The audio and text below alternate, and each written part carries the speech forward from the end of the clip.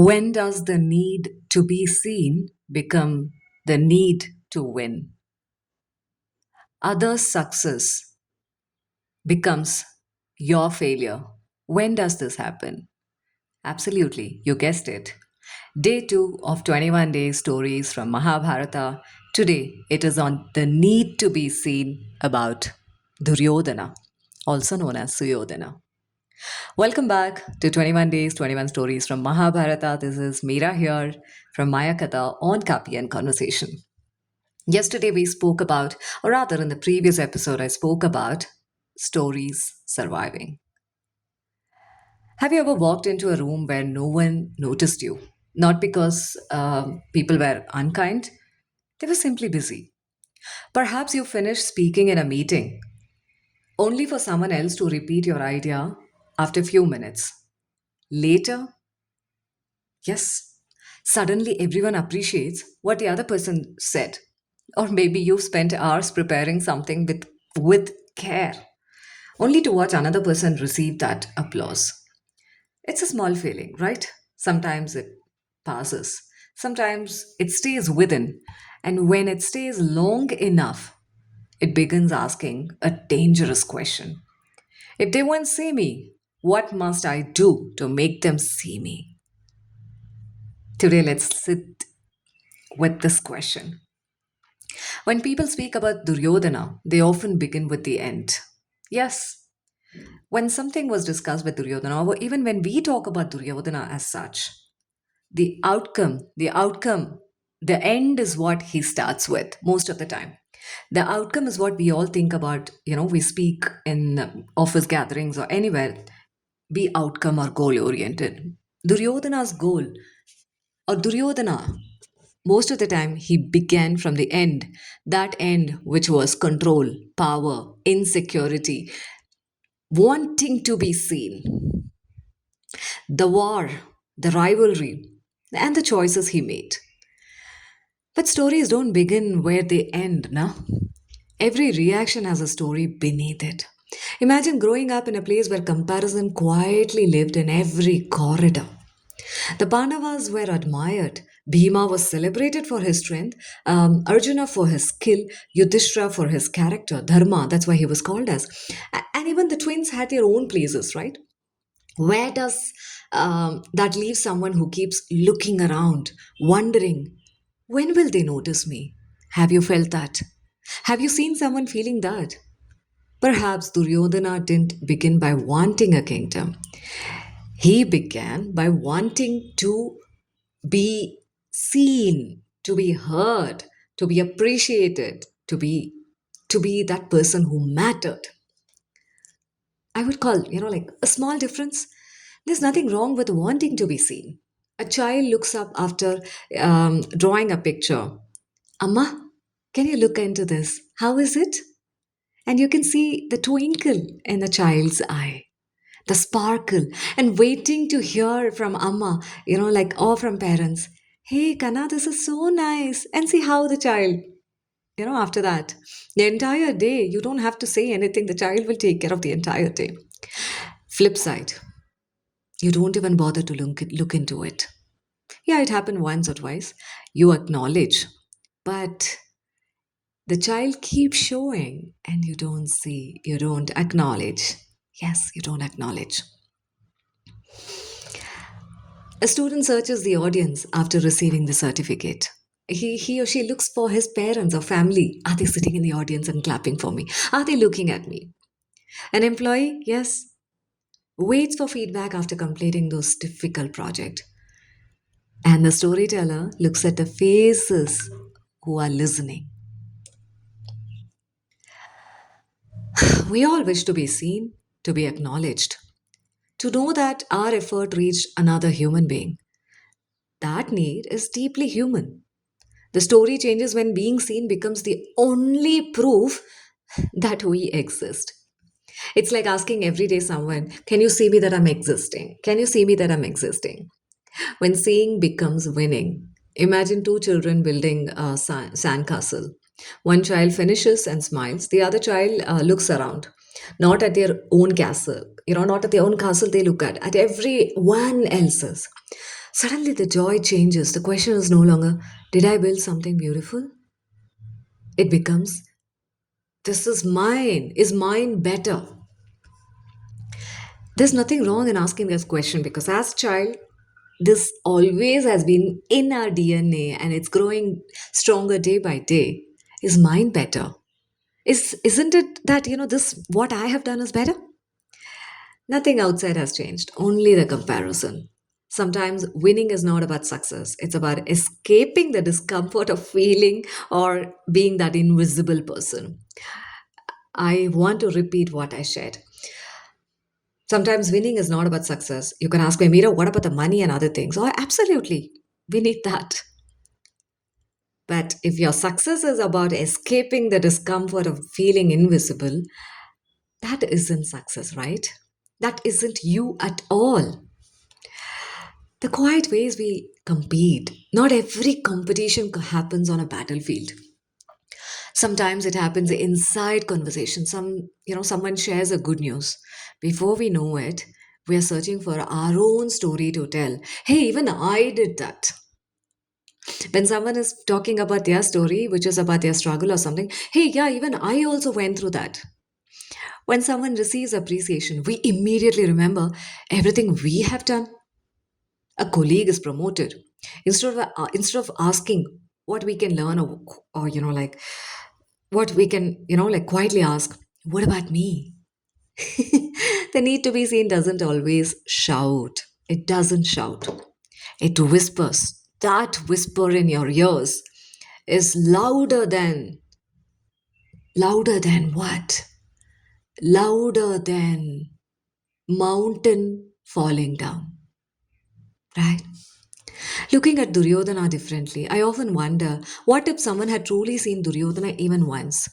They might have seen, but we had a shadow always with him who was none other than his uncle Shakuni. What if someone had truly seen Duryodhana before he spent his life demanding to be seen?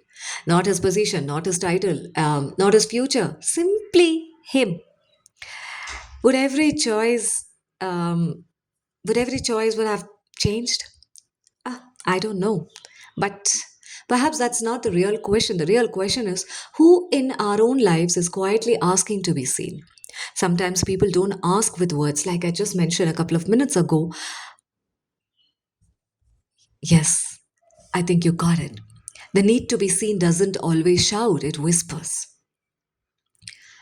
Sometimes people don't ask with words, they ask through anger, through interruption, constant achievement, to achieve constantly, something. Through proving. Sometimes, a child craves for an attention.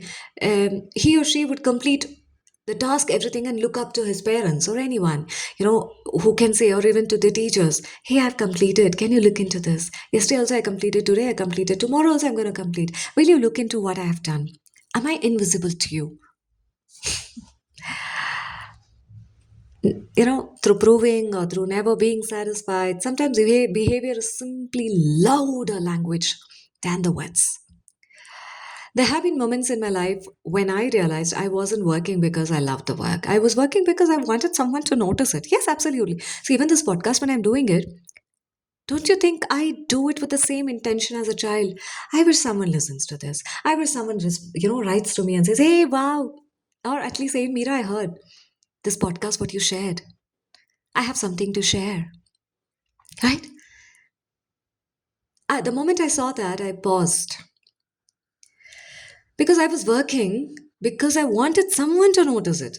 Not because appreciation is wrong, because I didn't want appreciation to become my fuel. Because fuel I need to have, right? Every time I cannot reach out to you to give me, please give me fuel. Once or twice, once in a while, I can ask you to, fill my tank. Please give me little fuel. Can I do that all the time? When I am dependent to run or to drive my car, every time knocking at your door to take that, fuel, I might as well leave my car in your parking. If my joy depends entirely on someone else's applause, then my peace is always someone else's hand. Imagine sitting beside a child who proudly shows you a crayon drawing. Just imagine, for example, I invite you to close your eyes and just imagine that Duryodhana itself. You don't ask whether it's better than another's child. You simply smile. You see the effort. You see the excitement. Perhaps adults don't stop needing that. We simply stop asking for it directly. Maybe what we all long for is not admiration. Maybe it's acknowledgement.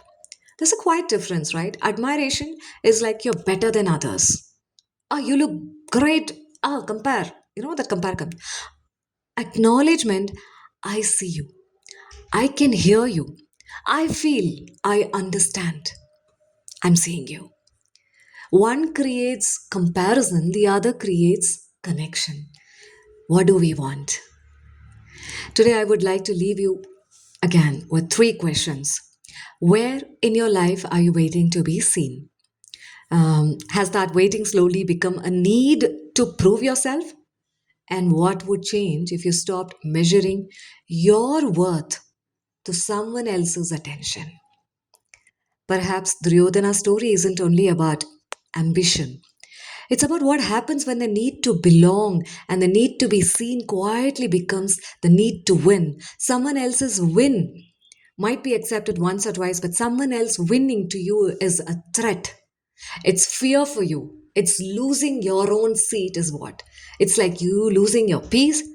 It's like you losing your own house. We are Duryodhanas, and it's important that we cannot let Shakuni to lead our life. Shakuni, known as a master manipulator or strategist in Mahabharata, he was so clear. I want to talk about him in my next episode. Are you going to let the Shakuni or even the Shakuni inside of you to be manipulated just like Duryodhana was? Or you want to say, hey Duryodhana, let me hug you. I can hear and tell that child that, listen, you don't have to be all the time all the time noticed about what you do. Your success is from your own efforts. When you see someone winning, appreciate as always. You want to win just like them, ask them, hey, how did you do this? I am working in this way, but I'm not seeing any success in this. Can you see or can you look into my work and say, am I going wrong or what I need to do? Tomorrow, we'll meet with another familiar character. Yes, it's Karna. A man remembered for his loyalty, courage, and generosity, but beneath all of that lies another question. What do we sacrifice just to belong? Until then, notice the people around you. But before that, after I finish, after listening to this podcast, stand in front of the mirror and look at you and say, I know there is Duryodhana in me. But it's important to change the little narrative from what happened in Mahabharata to what is going to happen in today's Kali Yuga. It's not like all the time Krishna is going to be around because Krishna is just within us. When I say so, I'm not talking about the God and the prayers. I'm just talking about the awareness and the consciousness.